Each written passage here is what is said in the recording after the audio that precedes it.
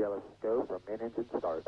Set, T-minus 6, 5, 4, we have main engine start, 3, 2, 1, booster ignition and liftoff of Columbia on a life sciences mission for Earth and space. Houston's now controlling. 3 good engines at 100%.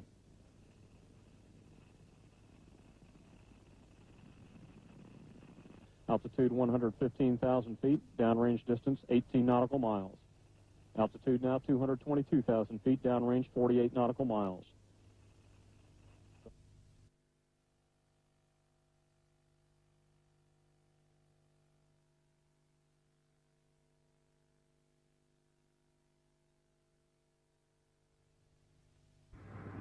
T-minus 10 seconds.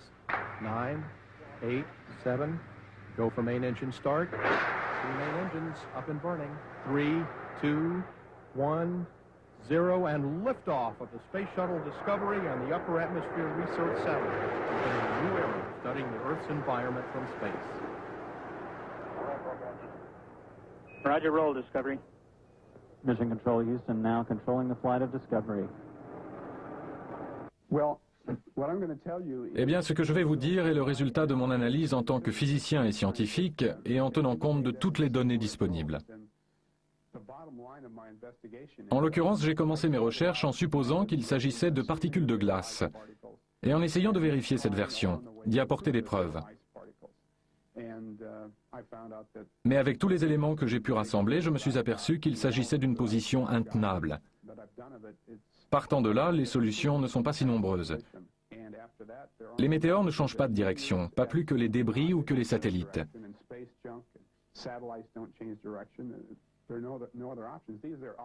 Les objets sont clairement au-dessus de la zone d'ionisation. Ils bougent dans l'espace. Pour moi, il s'agit d'engins spatiaux. Il n'y a pas d'autre explication.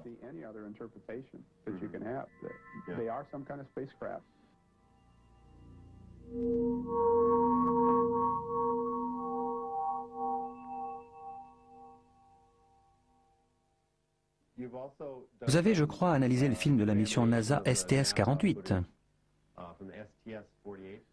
Oui, tout à fait. Pourquoi s'appelait-elle comme ça? Parce qu'il s'agissait de la 48e mission? Je ne suis pas vraiment tout à fait sûr. C'est peut-être la 48e mission, mais elles ne se suivent pas forcément dans l'ordre. Alors je trouve cela un peu déroutant, mais je suis sûr qu'il y a une bonne raison à ça. Sur ces images, on dirait des particules de glace qui ressemblent à des engins.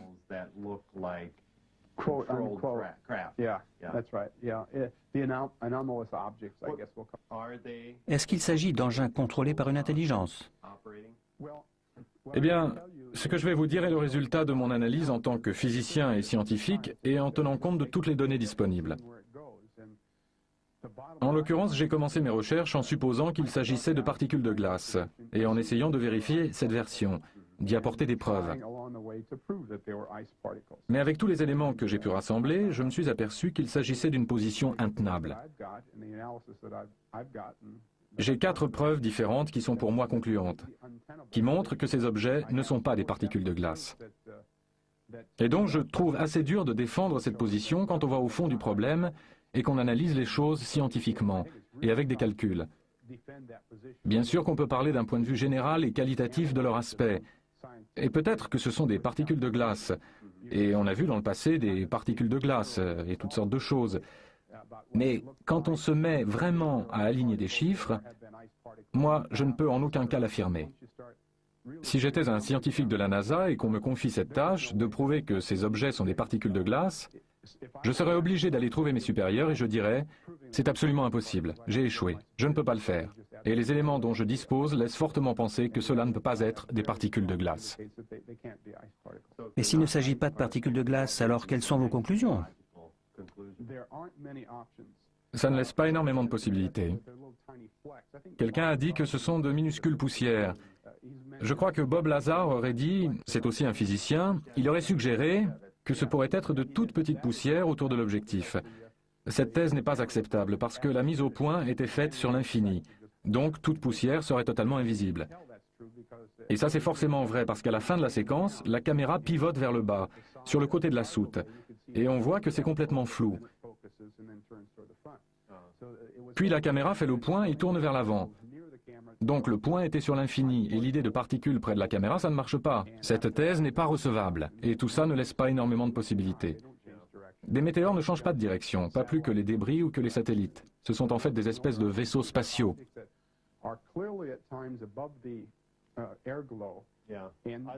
En dehors de l'atmosphère.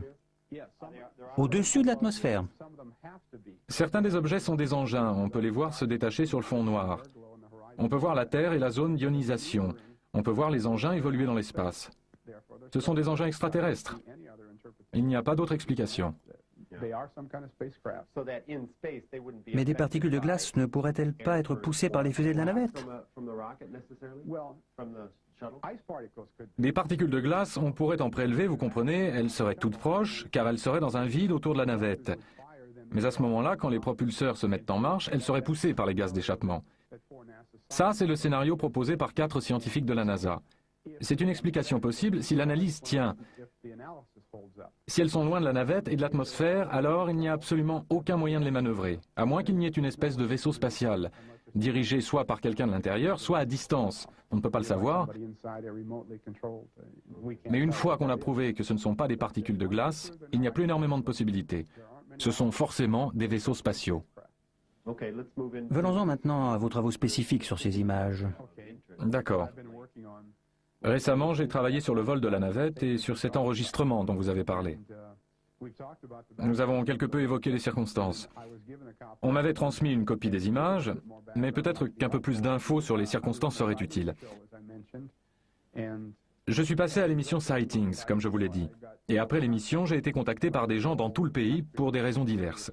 Un certain Michael Mucker-Heide, physicien spécialiste des lasers, qui dirige un laboratoire de lasers dans un hôpital, l'hôpital Sainte-Marie de Milwaukee, m'a appelé et m'a fait rencontrer le professeur Darrell Seeley, professeur de physique et chimie à la Milwaukee School of Engineering et physicien spécialiste des lasers.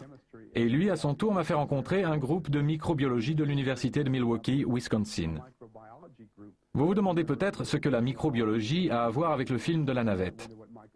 Eh bien, ils ont accès à des logiciels qu'on ne trouve pas dans le commerce et dont ils se servent pour analyser des vidéos de toutes petites minuscules créatures qui se baladent dans le lac Michigan.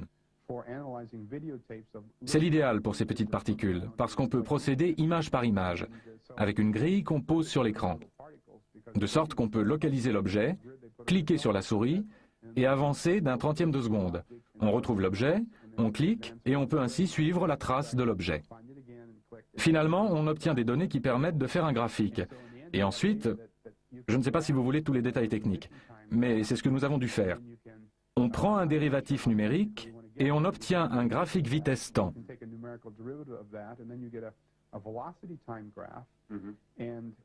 Et puis j'ai eu la possibilité de faire quelque chose que je crois vraiment unique et qui m'aide beaucoup pour obtenir des données supplémentaires. On a un écran de télévision en 2 dimensions. Donc tout ce qu'on voit réellement en apparence est à gauche ou à droite, ou en haut ou en bas, mais j'ai pu extraire tous les mouvements libres, gauche-droite, au bas, en profondeur en faisant un transfert à partir de l'angle de vue qu'on a en partant du centre vers la droite ou la gauche. Et j'ai donc pu calculer la vitesse en 3 dimensions de ces objets. Je peux donc réellement tracer leur parcours avant et après. Et cela m'a permis d'arriver à la preuve dont je dispose maintenant. C'est capital pour mon analyse. J'ai maintenant 4 preuves qui me semblent assez concluantes. Pour moi, chacune est concluante en elle-même et prouve que ces objets ne sont pas des particules de glace. Voulez-vous que nous parlions de ces preuves? Nous pouvons en parler et atteindre tous les niveaux de technique que vous voudrez. Mais en même temps, je ne pense pas que ce sera très difficile pour les gens de saisir globalement ce qui se passe. À un moment donné, nous devrions peut-être simplement regarder la cassette. Je vous montrerai certaines choses et nous pourrons continuer à partir de là.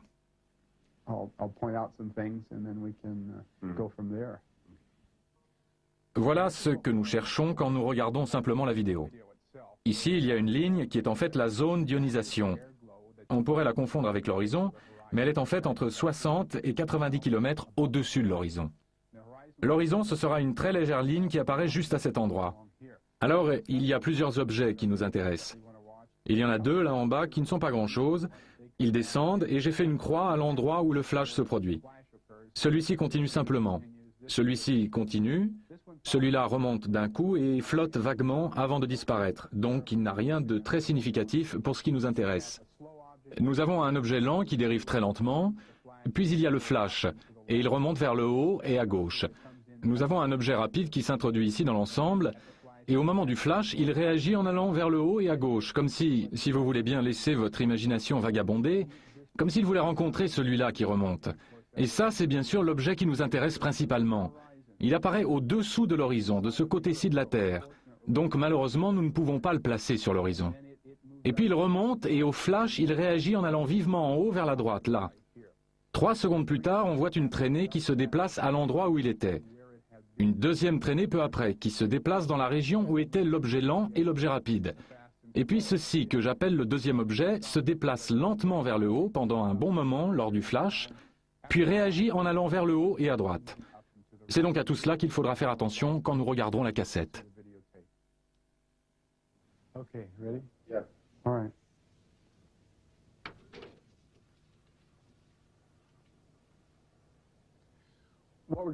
Ce que nous allons regarder maintenant, c'est environ 3 minutes du film de la navette avant que tout arrive.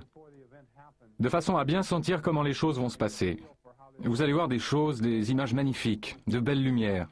C'est beau, n'est-ce pas? De la lumière et puis quelque chose va se produire ici. Je ne sais pas ce que c'est, là.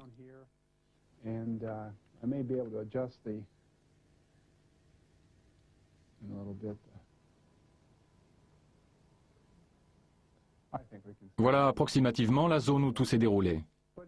On dirait une ville ou quelque chose comme ça. Ça, c'est l'extrémité de la zone d'ionisation. Et l'horizon est juste là. Si vous regardez bien, vous le verrez. L'horizon de la Terre est en fait là. On voit l'étoile qui descend dans la zone d'ionisation. Là, c'est l'horizon maintenant, et elle disparaîtra en atteignant la surface de la Terre.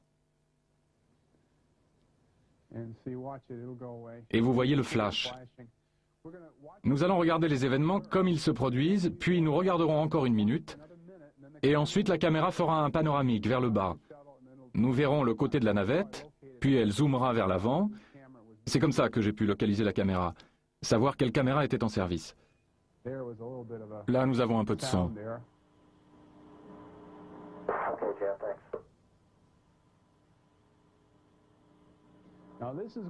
Maintenant, il va y avoir un des objets qui nous intéresse. Nous ne sommes pas encore tout à fait prêts. Nous allons simplement regarder la navette. Mais quand la caméra pivote vers le bas, il est important de le remarquer. Vous verrez que la mise au point n'a pas changé. Et vous verrez quand elle pique vers le bas et qu'on voit le côté de la soute que tout est flou parce que la mise au point a été faite sur l'infini, ce qui est très important pour nous. Maintenant ça commence et les choses ne vont pas tarder à se produire.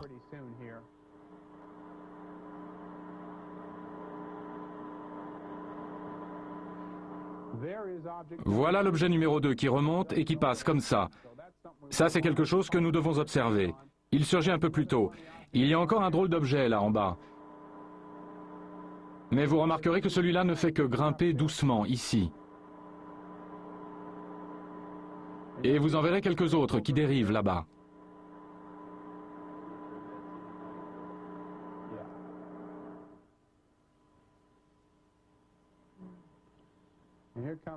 Et en voilà un. Celui-là ne nous intéresse pas beaucoup. C'est celui qui était là-bas et ensuite il s'en va.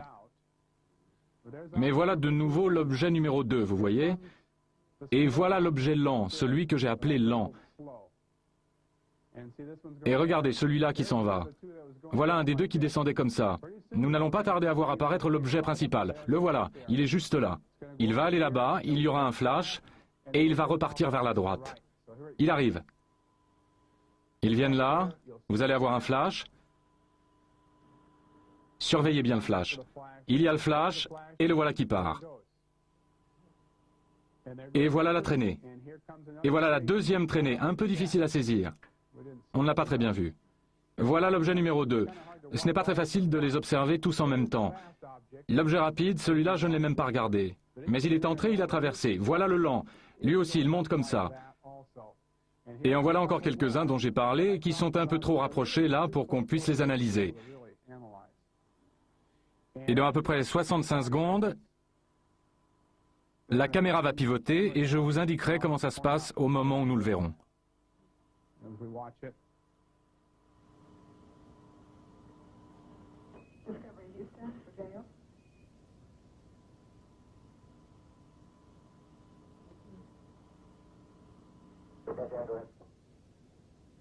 JL, we predict the maneuver to the supply water dump attitude will take about 15 minutes, and in order to start the dump on time, we'd like you to do that maneuver now. We need it to prevent contamination. La caméra est partie. Ces trois objets, regardez-les bien. Ils ne s'éloignent pas du tout les uns des autres. Ils vont rester plus ou moins au même niveau. Ce qui nous indique que l'angle de vue de la caméra ne change pas.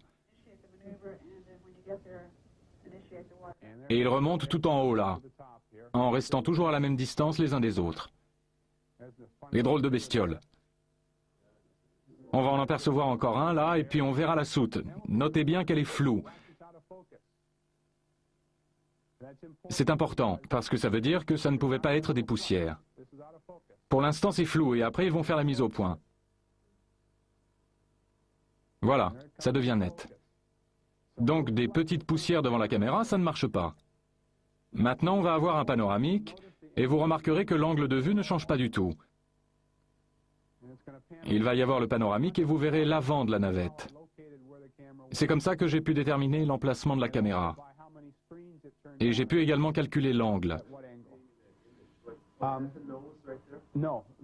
Le nez de la navette est devant. Ça, c'est l'avant de la soute. Vous le verrez un peu mieux dans quelques secondes. Et vous allez avoir une belle image dans une seconde. Le voilà. Voilà l'avant de la soute. Et nous sommes de nouveau là du côté droit. Et c'est là qu'est la caméra. Nous allons regarder à nouveau le moment essentiel plusieurs fois. Voilà l'objet principal qui monte. Cette fois, regardez bien celui-là. Celui-là file vers le haut. Mais regardez comment celui-là réagit au flash. Et il va remonter comme ça, très vivement, en passant tout près du flash. Flash, et il est parti. Traînée. Deuxième traînée. Vous la voyez? Voilà la deuxième traînée, là. Difficile à voir, mais elle y est. Voilà le rapide, voilà le lent. Et nous les regarderons grossir à l'ordinateur dans un instant. Mais on va revoir ça encore une fois. C'est parti, la même chose. Voilà le numéro 2, et voilà celui-là, là. Voilà le principal. Voilà le lent. Vous allez voir le rapide arriver et repartir en flèche. Et le principal va de nouveau laisser sa traînée. Voilà le lent et le rapide. Le voilà. Tout petit bout de rien qui entre de ce côté, flash, et le voilà qui monte. Et voilà la deuxième traînée ici. Maintenant, nous allons voir cette partie-là grossie à l'ordinateur.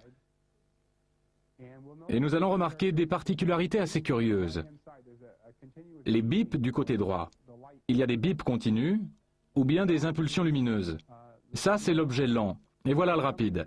Il ne bip pas vraiment. Il va arriver. Celui-ci bip et celui-là bip. Le voilà flash et il remonte. Et celui-là monte. Ça, ce sont les deux qui suivent aussi vers le haut. Celui-là aussi, vous le remarquerez, a une petite lumière qui clignote sur le côté droit. Il ne roule pas. Il ne roule pas comme le feraient des particules de glace. Et maintenant, après ça, nous allons voir l'objet principal. Donc, ils suivent leur trajectoire jusque-là. Ça, ce sont deux objets qui pourraient être intéressants. Des particules de glace, elles rouleraient. Voilà le principal. Ça, c'est juste un grossissement à l'ordinateur. Voilà la basse atmosphère, et il vient par ici et monte en flèche, comme ça. Voyez le flash?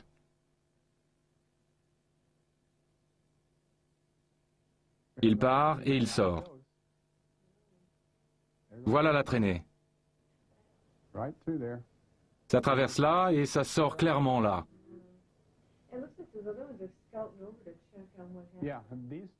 Et ils sont tous venus de cette direction. Celui-là aussi remonte. Vous voyez les voilà. Ça, c'est le rapide, voilà. Et c'est à peu près tout. Je crois qu'il est important de noter qu'il y a 4 scientifiques de la NASA à qui on a demandé de regarder cette cassette et de donner leur avis. Et il faut se rendre compte, c'est important, qu'ils ont sûrement fait leur travail et qu'ils l'ont bien fait. On les a sans doute tirés de leur routine habituelle et on leur a simplement demandé de visionner un film. On ne leur a pas demandé d'en faire une analyse scientifique, écran par écran, ni rien qui ressemble au travail que j'ai fait. Simplement de regarder, de trouver une explication plausible. C'est ce qu'ils ont fait et ils l'ont très bien fait. Et de leur point de vue, au niveau où ils l'ont analysé, je vois très bien pourquoi ils ont pensé ce qu'ils ont pensé. Et si on pouvait pousser un peu plus loin l'analyse, je crois que vous voyez bien que ça ne tient pas vraiment le choc. Je ne pense pas qu'il faille considérer ça comme un conflit, nous contre la NASA. Pas du tout. On peut espérer que les scientifiques de la NASA s'intéressent au problème et que nous sommes tous des habitants de la planète Terre qui cherchons à comprendre ce qui se passe. Et tout scientifique digne de ce nom devrait avoir envie d'étudier ça un peu plus profondément. Et c'est ce que j'ai essayé de faire. Oui, regardons un peu la navette. Où les caméras sont-elles fixées? Voici la navette et voici la soute. Et les portes là s'ouvrent bien sûr. Et il y a plusieurs emplacements possibles pour la caméra.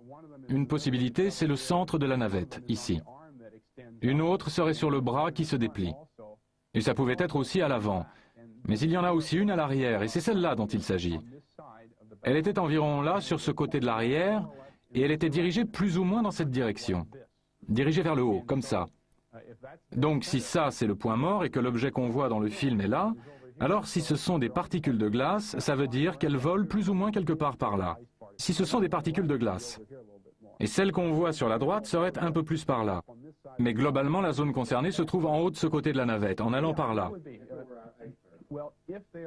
S'il s'agit de particules de glace, j'ai calculé qu'elles devraient être environ à 30 mètres au-dessus des fusées de correction d'attitude. Ce qui les placerait, la navette fait environ 6 mètres de largeur, à 30 mètres, soit à peu près par là. Donc si ce sont des particules de glace, l'objet principal serait quelque part par là. Il faut bien garder cela présent à l'esprit quand nous chercherons laquelle des fusées de correction d'attitude a pu servir, parce que ça part comme ça. Donc celles-ci sont évidemment hors jeu parce que ça ne peut en aucun cas avoir été celles qui sont à l'avant. Donc les autres possibilités, c'est qu'il y ait d'autres fusées de correction d'attitude par là, de ce côté-là, et la même chose de l'autre côté. Je pense qu'on peut raisonnablement supposer qu'elles seraient placées ici parce que les objets sont là et que celui-là remonte dans cette direction. Donc c'est ce groupe-là qui doit être responsable.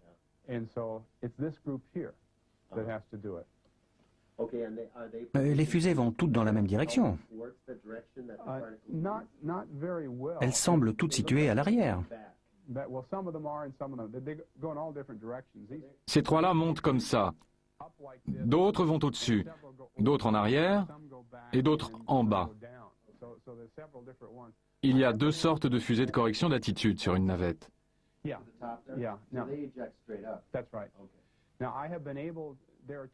y a deux sortes de fusées de correction d'attitude sur une navette. Les fusées normales et les fusées Vernier, qui sont beaucoup moins puissantes. Les fusées normales ont une poussée d'environ 870 livres, et les Vernier ont une poussée d'environ 24 livres. Quand une fusée normale s'active, n'importe laquelle de ces fusées normales, la navette elle-même réagit en tournant d'un côté ou de l'autre. C'est à ça qu'elles servent.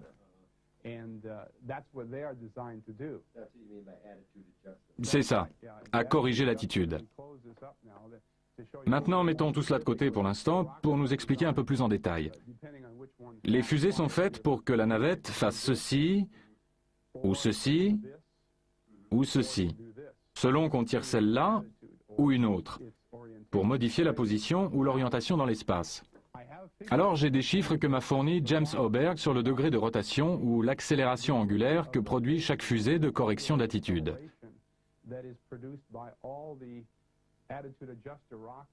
Et il se trouve, simplement pour vous donner un peu plus d'informations, qu'il y a 38 fusées de forte puissance et 6 fusées Vernier. Nous en avons déjà laissé 14, plus 2 là, nous avons déjà éliminé celle-là. Mais de chaque côté, il y a encore 12 normales et 2 Vernier ici et ici. Et je sais dans quelle direction celle-là s'active. Mais si on considère l'accélération produite par les fusées de correction d'attitude normale, et vu que le film continue 65 secondes après que l'objet est remonté en flèche, on peut calculer de combien de degrés l'image aurait dû tourner. Et il se trouve qu'il aurait dû y avoir une rotation de 6 degrés environ, ce qui serait nettement visible dans l'image de la navette. Comme il n'y a aucune rotation de l'image, cela élimine les 24 fusées principales et ça ne laisse que 2 verniers ici et 2 verniers là. Il faut que je vous montre les images pour vous faire voir à quel point l'image aurait changé du fait de cette rotation. Je vais vous la montrer. Voici un schéma simplifié, sans les objets secondaires. Voici notre objet principal qui arrive. Voilà le flash et il file dans cette direction. Et voilà le numéro 2 dont nous avons parlé, qui arrive et qui file aussi vers le haut, comme ça. Ça, c'est l'extrémité de la zone d'ionisation. L'horizon est là, mais ce qu'on voit, et qui ressemble à l'horizon sur les images, est en fait le haut de la zone d'ionisation. Je vais vous montrer un autre schéma. Ça, c'est ce qu'on a en réalité, et ça, c'est ce qu'on voit pendant toute la durée, les 65 secondes après qu'il remonte. C'est ici qu'aurait été la zone d'ionisation si l'une des fusées principales s'était activée. Il se serait déplacé de là à là. Et ce n'est clairement pas ce qui se passe. Parce que si nous revenons à la navette, disons que cette fusée de correction d'attitude part dans cette direction. Ça va provoquer une rotation de la navette dans ce sens. Et la caméra tourne aussi. Donc on peut calculer ce qui se passerait. J'ai parlé de 6 degrés. 6 degrés, ça fait ça. Et ça, évidemment, ça se remarquerait. Et ça n'est pas ce qui se passe. Ce qui nous permet d'éliminer 38 fusées. Et il ne nous reste que les 6 fusées verniers.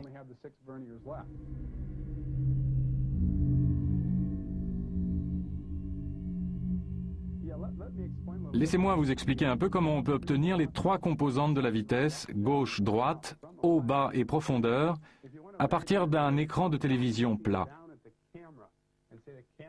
Si vous voulez bien imaginer que nous sommes au-dessus et que nous regardons la caméra. Et vous voyez, la caméra est ici, et elle regarde dans cette direction. Donc le milieu de l'image caméra se situe sur cette ligne. Et quand on regarde dans la caméra, on peut tirer un trait là. C'est là que se trouverait l'écran de télévision. Et quand on regarde dans cette direction, la gauche et la droite sont vraiment à gauche et à droite. Mais regardez ce qui se passe, et c'est là l'idée clé. Regardez ce qui se passe quand on regarde par là, sur l'écran, et l'image qu'on est en train de prendre. On regarde dans cette direction, et la gauche et la droite deviennent comme ça. Et remarquez que la gauche et la droite comprennent maintenant une partie de la profondeur, la 3e dimension. Et en conséquence, cette information est captée sur le film. Donc, s'il existe un moyen d'extraire cette information du film et de la quantifier, alors on peut obtenir le mouvement en profondeur, en largeur et en hauteur. Je peux aussi faire la même chose en partant des côtés, mais le raisonnement est similaire. Donc, tenons-nous-en là. Ce que je veux dire, c'est que même si l'écran est plat, parce que la gauche et la droite, vues sous cet angle, prennent de la profondeur, cette information existe dans le film. Donc, on peut en tirer toutes les dimensions. Si ce genre de choses vous intéresse, ce que je viens de vous décrire avec des mots, c'est que lorsque nous regardons avec la caméra, nous regardons en coordonnées sphériques. Et nous pouvons ensuite traduire les coordonnées sphériques en coordonnées cartésiennes. Et c'est comme ça que nous obtenons la 3e dimension. Ce sont ces formules qui interviennent là pour la gauche et la droite. Pour la caméra de télévision, l'équation est celle-ci. C'est ce que nous voyons et cela contient les 2 composantes. Là, c'est pour la hauteur, c'est la même chose. Je ne sais pas s'il faut vraiment que nous entrions dans le détail de ce que ces équations veulent dire, mais cela montre comment on peut faire la traduction et obtenir les 3. Vous voyez, là, il y a le X, Vx, Vy et Vz. Donc si on résout toutes ces équations, on obtient les 3 composantes. Et c'est comme ça que ça marche. Et ça vous permet de décrire le mouvement de l'objet en 3 dimensions. Exactement. On n'est plus limité à un écran plat. On sait exactement où vont les choses dans l'espace. C'est ça qui, en fait, résume ce que j'ai réussi à faire.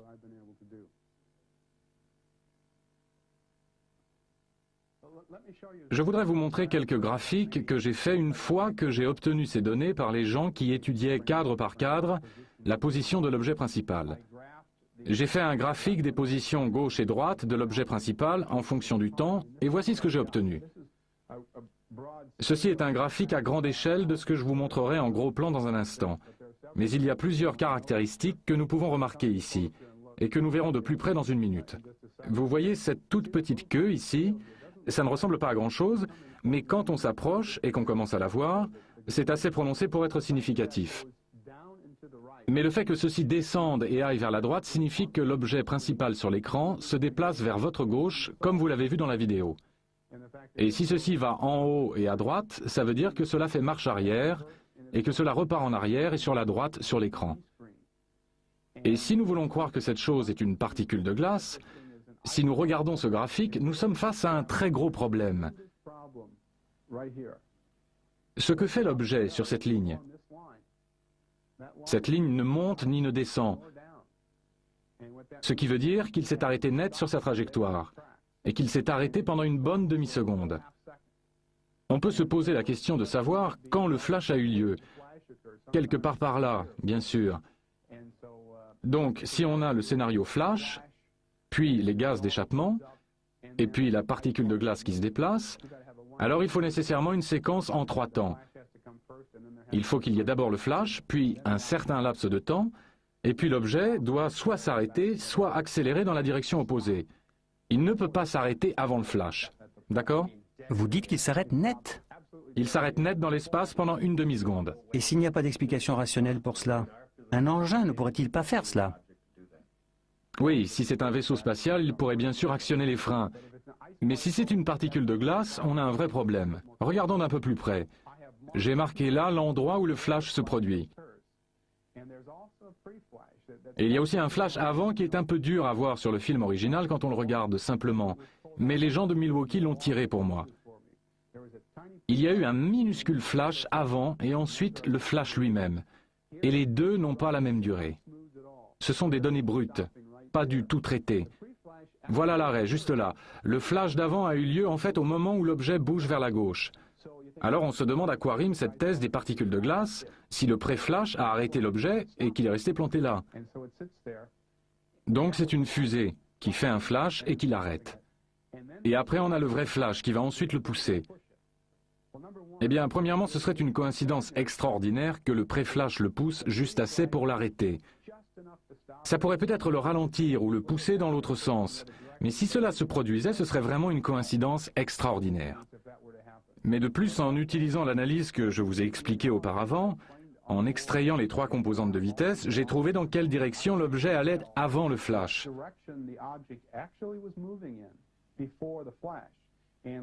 Alors revenons à la maquette de la navette et je vais vous expliquer. Voilà notre navette.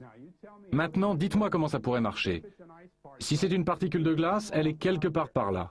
Et je peux prouver, avec les méthodes que je viens d'indiquer, qu'avant le flash, avant le pré-flash, elle se déplace comme ceci, dans cette direction. Et si elle s'arrête, c'est forcément que quelque chose la repousse dans cette direction. Manifestement, ça ne peut pas être la navette. Donc, l'explication par le pré-flash ne fonctionne pas. La raison pour laquelle cet objet s'arrête n'est pas due à l'une des fusées de correction d'attitude. Nous avons donc un énorme problème, parce que cet objet s'arrête juste au moment ou juste avant le flash principal. Et si c'est une particule de glace, elle ne peut absolument pas le faire. Et c'est là la preuve numéro 1 que ce ne peut pas être une particule de glace. Donc, si nous ignorons ça et que nous continuons, on ne peut pas vraiment faire ça, mais enfin. Alors, nous pouvons analyser le deuxième objet, et je crois que je vais laisser ce graphique et revenir à l'image originale. Et je vous donnerai la preuve numéro 2 que ça ne peut pas être une particule de glace.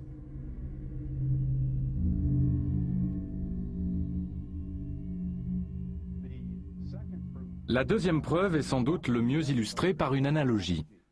Imaginez un instant qu'il y a là une graine de pissenlit qui flotte par là et que je souffle dessus. Si je souffle dessus, elle va directement s'éloigner de ma bouche. Et si je cherche à trouver l'emplacement de ma bouche en étudiant la trajectoire du pissenlit, je dois dessiner une ligne qui passe par son point de départ et qui suit son trajet. Et si je prolonge cette ligne, ma bouche se situe quelque part dessus. Sans parler de ce qui se passe si j'ai 2 pissenlits qui flottent là-bas et que je souffle sur les 2. Alors ils s'éloignent tous les 2 de ma bouche. Et si je cherche à savoir où est ma bouche, je peux le faire en traçant les 2 droites sur lesquelles ils se déplacent. Et à l'endroit où ces droites se croisent, c'est là que se trouve ma bouche. Donc je peux découvrir où se situe ma bouche. C'est la même chose pour les fusées de correction d'attitude. Quand elles entrent en action, si ces choses étaient vraiment des particules de glace plantées là, alors elle devrait s'éloigner de la fusée de correction d'attitude. Donc si nous traçons leur trajectoire et que nous les prolongeons vers l'arrière, les deux lignes devraient se couper à l'emplacement de la fusée de correction d'attitude. Par contre, nous devons faire une petite rectification pour le deuxième objet, parce qu'il n'est pas tout à fait immobile. Il dérive légèrement vers le haut. Mais nous pouvons nous en rendre compte en prenant la pente de la ligne après et en comparant avec la pente avant. Ce n'est pas si compliqué, mais c'est difficile à expliquer avec des mots. Nous pouvons compenser et retirer ce mouvement supplémentaire et ensuite tracer la ligne, et cela nous donnera la vitesse ajoutée par la fusée de correction d'attitude. Donc si nous traçons ces deux lignes en les prolongeant vers l'arrière, elles doivent se croiser en un point, et ce point doit être l'emplacement de la seule fusée de correction d'attitude qui a pu provoquer tous ces mouvements bizarres. Voici un schéma de ce que je viens de vous expliquer en parlant des pissenlits. Voici notre objet principal qui arrive par là, qui repart comme ça. Nous traçons une ligne le long de cette trajectoire et quelque part sur cette ligne doit se trouver la fusée de correction d'attitude. Ça, c'est le deuxième objet. Ce triangle, avec les calculs que j'ai faits, nous permet de retirer la vitesse qu'il avait avant, c'est le différentiel ici, et de savoir comment tracer la ligne qui commence par ici. Donc, si nous traçons la ligne à partir de là, dans cette direction, ça, c'est la vitesse ajoutée donnée au deuxième objet. Et cela doit nous aider à le suivre et à trouver l'emplacement de la fusée de correction d'attitude. Et il me semble assez évident que ces deux lignes ne se croiseront jamais. Elles divergent même de manière importante. Et si les objets sont poussés par la fusée de correction d'attitude, elles doivent se croiser. C'est donc la deuxième preuve. Ces lignes doivent se croiser et manifestement, elles ne se croisent pas. Il y a autre chose que j'ai évoqué tout à l'heure et que je devrais préciser un peu. C'est que les fusées verniers de la navette s'activent par impulsion de 80 millièmes de seconde. Elles peuvent fonctionner en continu, mais elles doivent fonctionner pendant au moins 1 seconde et jusqu'à 125 secondes si elles doivent fonctionner en continu. Donc, les impulsions ou flashs des fusées verniers doivent durer 80 millièmes de seconde. Ceci est une courbe de lumière dont Jeff Seigno, photo-analyste du MUFON, a fait les calculs et le graphique. Vous voyez que cette impulsion croît, puis s'estompe doucement, comme ça. Jeff a corrigé la courbe pour tenir compte de la rémanence, c'est-à-dire le fait qu'un peu de blanc pourrait baver et rester dans le cadre suivant. Il a retiré la rémanence, donc ceci est assez proche de la courbe réelle. Comme vous le voyez, il faut faire les calculs, mais de cette extrémité à celle-là, cela fait 400 millièmes de seconde. Si nous prolongeons celle-là, si nous l'étirons, l'impulsion dure 400 millièmes de seconde, pas 80 millièmes de seconde. Et ce n'est pas comme ça sur la navette. Les impulsions des fusées verniers sont de 80 millièmes de seconde. 80 millièmes de seconde, ça fait à peu près ça. Donc ça devrait monter et redescendre en à peu près ce laps de temps. Et ce n'est manifestement pas le cas. Je ne sais pas si je peux élever cela au rang de preuve à part entière. J'ai parlé tout à l'heure de 4 preuves. J'aurais dû dire que j'en ai 5. Ce qu'on choisit d'appeler preuve est un peu arbitraire, et ça pourrait presque être une preuve en soi. Cette impulsion est presque 5 fois trop longue. La navette ne se propulse pas en impulsion de 400 millièmes de seconde. Le pré-flash aussi dure environ 150 millièmes de seconde, ce qui est 2 fois trop long. Et ça, c'est un autre problème. Là non plus, quelque chose ne colle pas.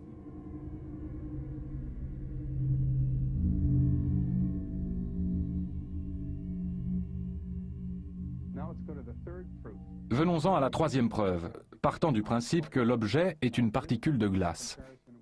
On part d'une comparaison entre la vitesse réelle, calculée à partir du film en mètres par seconde, et ce qui devrait être sa vitesse s'il était tiré par les gaz d'échappement de la fusée de correction d'attitude.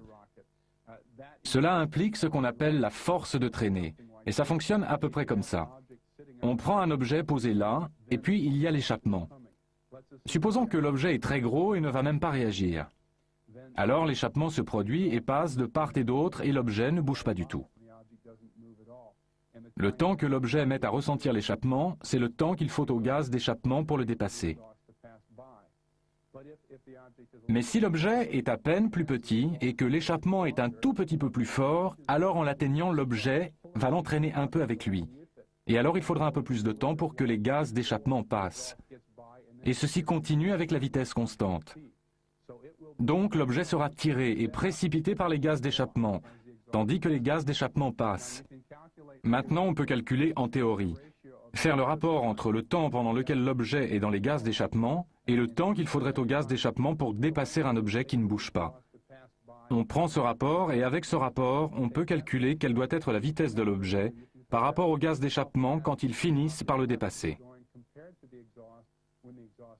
Et si on regarde les chiffres, l'objet du film accélère pendant 1,7 secondes. La durée de l'échappement est de 0,4 secondes, ou 4 millièmes de seconde. On met tout ça en équation et il se trouve que l'objet devrait aller à environ 98% de la vitesse de l'échappement de la fusée Vernier. Je crois avoir mentionné tout à l'heure que cela fait environ 2700 mètres par seconde. La vitesse réelle de la Vernier à cet angle se situerait sans doute aux alentours de 2800 mètres par seconde. Ce qui place la vitesse de la particule de glace à environ 2750 mètres par seconde, parce qu'elle accélère pendant cette durée. Nous pouvons le calculer à partir des chiffres que nous avons vus sur la vidéo. Les particules de glace devraient se déplacer à environ 2750 mètres par seconde, soit approximativement 10 000 km/h. Maintenant, voyons comment nous allons calculer la vitesse réelle de la particule de glace. Nous avons la vitesse. Il y a 3 composantes, comme nous l'avons vu. Mais la vitesse n'est exprimée qu'en pixels, ou en petits points sur l'écran par seconde, pas en mètres par seconde. Alors voici comment nous situons l'objet. La caméra est là. En la mettant à peu près comme ça, l'objet est à peu près par là. Disons qu'il y a une ligne entre la caméra et l'objet. Et nous ne savons pas où est l'objet. Il pourrait se trouver n'importe où entre la caméra et l'horizon. Donc, quelque part sur cette ligne. Quelque part.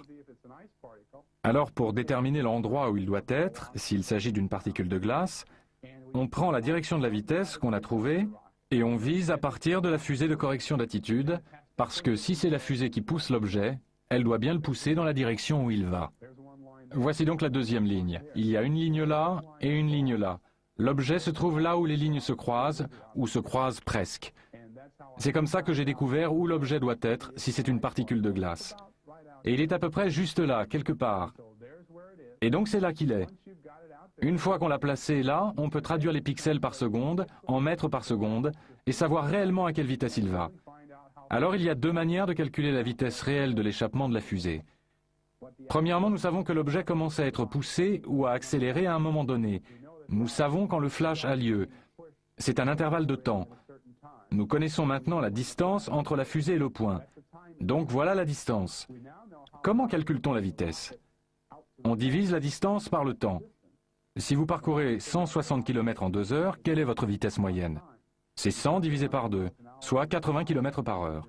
Donc en divisant la distance par le temps que met l'objet à démarrer, on obtient la vitesse de l'échappement de la fusée.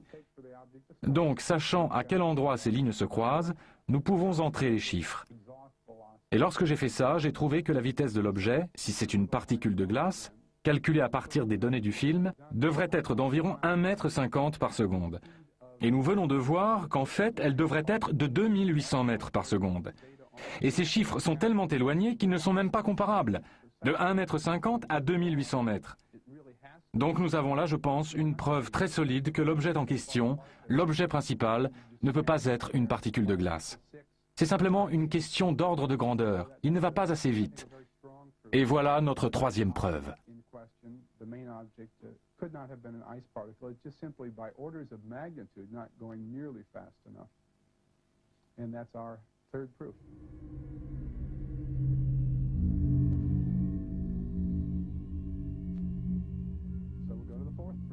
Donc passons à la 4e preuve qui est un peu plus simple et un peu plus rapide. Il s'agit du calcul de la distance parcourue par les gaz d'échappement et du temps qu'il faut à la particule de glace pour réagir. On peut presque le faire de tête. Par exemple, si vous faites 160 km et qu'il vous faut 2 heures, la vitesse moyenne est de 80 km par heure, 160 divisé par 2. Ici, c'est la même chose. L'objet est quelque part par là. La fusée Vernier s'active. Et nous savons qu'il faut à peu près une demi-seconde avant que l'objet ne commence à accélérer. Si nous partons du principe que le flash provient d'une fusée Vernier qui s'active, alors les gaz d'échappement commencent à sortir au début du flash. L'objet attend encore une pleine demi-seconde avant de commencer à accélérer. ce qui signifie qu'il a fallu une demi-seconde au gaz d'échappement pour arriver là. Et comme nous connaissons la distance à parcourir pour arriver là, la distance est d'environ 20 mètres. Je crois avoir dit tout à l'heure 30, mais en fait c'est plus près de 20. Nous avons donc 20 mètres divisé par une demi-seconde. Ça fait comme 160 km divisé par 2 heures. 20 mètres divisé par une demi-seconde, cela donne une vitesse de 40 mètres par seconde pour les gaz d'échappement. Alors ceci est faux en ce qui concerne les gaz d'échappement. Mais si nous supposons que c'est ce qui s'est passé, c'est-à-dire ce qu'on voit sur le film, alors l'objet doit nécessairement se déplacer à 98% de cette vitesse. Disons pour simplifier 40 mètres par seconde. De toute évidence, on est loin du mètre 50 par seconde que nous avons trouvé tout à l'heure. Donc voilà une quatrième preuve plus simple que l'objet n'est pas une particule de glace. Et si nous résumions les preuves 3 et 4, j'ai encore quelque chose à vous montrer qui complète le tableau. La vitesse de la particule de glace, puisqu'elle accélère pendant 1,7 secondes, puisqu'elle accélère pendant tout ce temps, doit être d'environ 98% de la vitesse de l'échappement, donc 2800 mètres par seconde. C'est obligatoire. Si on prend la preuve numéro 4 et qu'on prend la distance divisée par le temps, elle va à 40 mètres par seconde. Si on prend les données réelles et la situation à partir de la direction de la vitesse après, et aussi la ligne jusqu'à l'horizon, elle va à 1,50 m par seconde. Ces trois chiffres devraient être identiques. Et comme ils ne le sont pas, je crois qu'on pourrait en faire 3 preuves. Je me contente de dire que nous avons 2 preuves. Encore une fois, tous ces chiffres devraient être identiques et ne le sont pas. Et donc cela ne cadre pas avec la théorie des particules de glace. Et cela résume les preuves 3 et 4.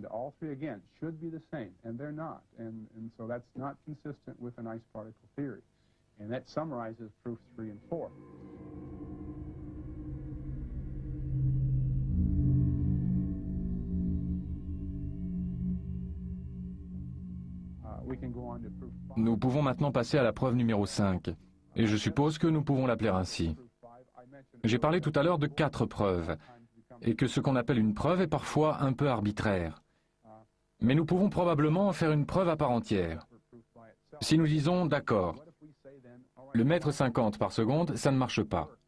Et si nous prenions la distance à laquelle elle devrait être pour qu'on ait les 2800 mètres par seconde, et qu'on voit où devrait se trouver la particule de glace dans ce cas-là. C'est un calcul assez simple, et je l'ai fait. Allons au tableau, et je vais vous faire un schéma pour vous montrer comment cela fonctionne. Ça, ce serait la particule de glace.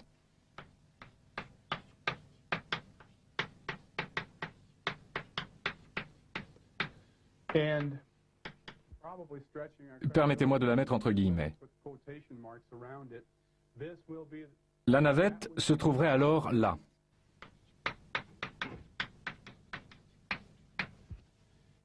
Et ceci n'est en aucun cas à la bonne échelle.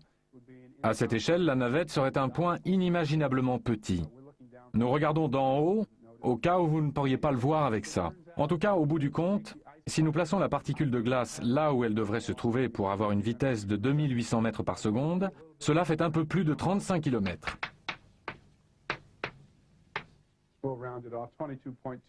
Et ce qu'il y a de pire, c'est qu'il est assez difficile d'imaginer comment on pourrait voir une particule de glace à cette distance, et encore moins comment elle a pu arriver là à partir de la navette. En tout cas, c'est là qu'il faudrait qu'elle soit pour avoir la bonne vitesse pour que ça fonctionne. Et le pire, souvenez-vous que nous savons dans quelle direction va l'objet après le flash, et cette direction c'est vers le haut, quelque chose comme ça. Et si on fait le tracé en sens inverse, on trouve que la fusée de correction d'attitude devrait se trouver ici, c'est-à-dire un peu moins de 24 km au-dessous de la navette.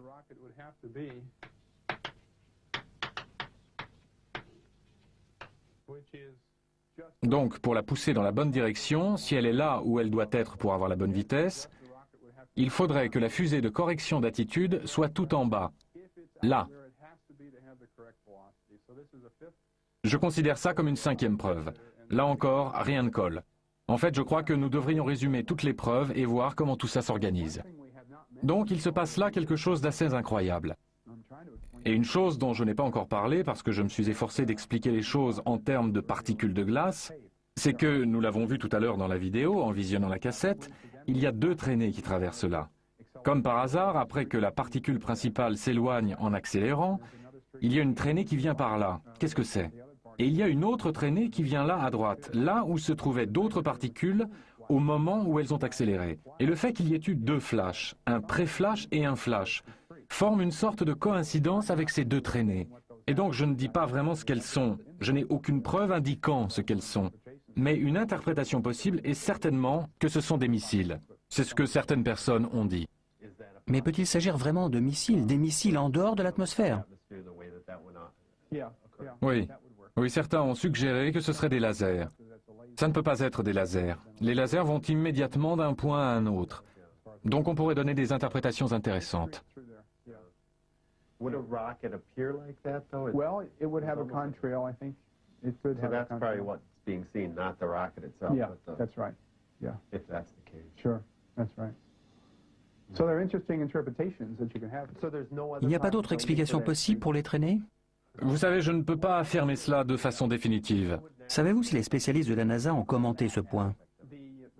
Les 4 scientifiques qui ont visionné ce film et qui ont dit que les objets étaient des particules de glace n'ont pas fait de commentaires sur les traînées. À mon avis, c'est un oubli étrange. À ce stade, nous pouvons tous donner une interprétation. Moi, mon propos, c'est que je me suis attaché à prouver d'une manière ou d'une autre que ces objets sont ou ne sont pas des particules de glace. Et je suis à peu près convaincu que ce ne peut pas être des particules de glace. Et cela jette un beau pavé dans la mare. Qu'allez-vous faire maintenant que vous avez collecté toutes ces données et que vous possédez un matériel de présentation très riche? Eh bien, je vais intervenir lors d'autres conférences, avec peut-être un peu plus de diffusion dans la mesure où les conférences sont en partie subventionnées par le Fonds pour la recherche sur les ovnis. Et je dois faire un rapport final et ils le diffuseront aussi. Oui, il y a quand même quelque chose qui m'intrigue dans tout ça. La NASA doit bien savoir quelque chose sur ces objets. Oui ou non? Ils doivent bien avoir une idée. Je voudrais clarifier. Nous ne faisons que spéculer, mais dans ce cadre-là, je vais spéculer si vous voulez. On pourrait penser qu'ils savent qu'il se passe quelque chose de bizarre. À moins qu'ils s'en fichent un peu. On ne peut pas réfléchir à la place des gens. Je suis sûr que certaines personnes regarderaient ça et diraient que ça doit être des particules de glace. Avez-vous été récemment en contact avec eux et connaissez-vous un peu ces scientifiques? J'ai passé l'été 1991 au Marshall Space Flight Center à étudier la surface du Soleil et ses composantes. Et les gens que j'ai rencontrés sont en général de bons scientifiques, des gens très intelligents.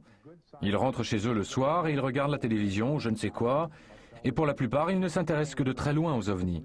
Le terme ovni n'a pas été prononcé de tout l'été où je suis resté là-bas. Donc je comprends aisément que des gens n'aient même pas envie de penser une seconde que ce puisse être des ovnis, et qu'ils disent, eh bien, des particules de glace, ça me va.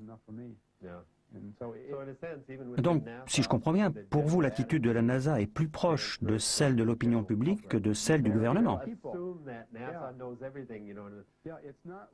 Ce n'est pas comme s'ils étaient tous là à nous cacher les choses. Loin de là.